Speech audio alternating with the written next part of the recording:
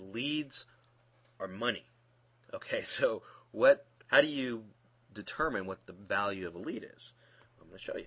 So leads, you need to define what a lead is first. Okay, a lead is a response to an ad. Somebody sees an ad, reads it, and responds. That is a lead. So you get it in real time, or you get it, the day of, or you get it, it can be done on the phone, it can be on the internet, television, TV. That is a lead. Now, the next step in the cycle of lead creation is a buyer. Now, a buyer can buy a dollar product, a small, like a $50 product, or whatever the buyer is buying. Oftentimes, you could be looking at that buyer as a lead for a much bigger purchase. Now, my company, my past company that I sold and my company that I have now, we specialized in creating buyer leads. That's what we specialized in. That's all we ever wanted to do was buyer leads, because I have a saying, buyers buy more, and they do, and they convert at a much higher rate than a lead does. So we focused on buyers.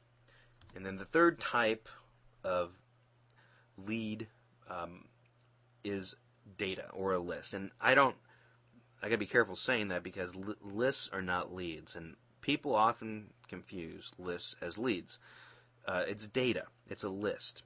That they were leads at one time, but they were a lead for somebody else. Now, I make money in lists and leads, but it's not my primary business. It's an after market product for what I make on the front end, which are leads and buyers. So if you want to buy a list of buyers that were buyers for somebody else, what you have to do is re-qualify them for your product. So it's harder to do that, but they do. If you buy buyer lists and mail them, that's what the old school direct mail guys have always done, and I learned that lesson early on in my life, and focused on creating buyers exclusively. The value of these three components, leads, buyers, and data, are based on this: comparable marketplace competition. So, comparable marketplace competition. Well, an example of comparable marketplace competition is, say, commodities market. Oil, right? There's a price for a barrel of oil or for an ounce of gold. People know the common price, the going rate for that. It goes up, it goes down, you can buy options, etc. So leads have become somewhat of a commodities market in a way where there's a going rate for a specific kind of BizOp lead with a certain amount of data collected. A general or specific lead, a mortgage lead, a debt lead. These are very common prices that people know. There's ranges of prices, so you can buy high or low, and it depends on these two factors. The recency and frequency.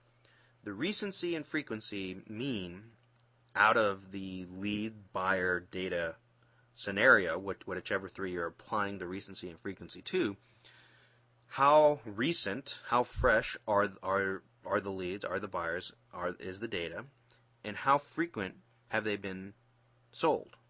So is it one time? Are you getting an exclusive? Or is the seller going to sell them several times? Are they giving you a guarantee they won't? When you apply those, the comparable marketplace competition and recency and frequency to leads, buyers, and data, you will determine the price of the lead.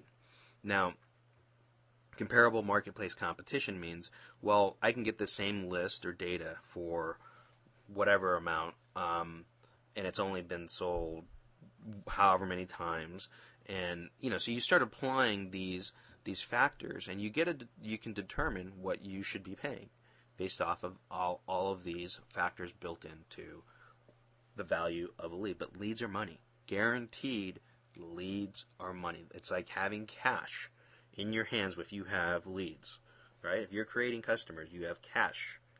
There's monetization to be had there.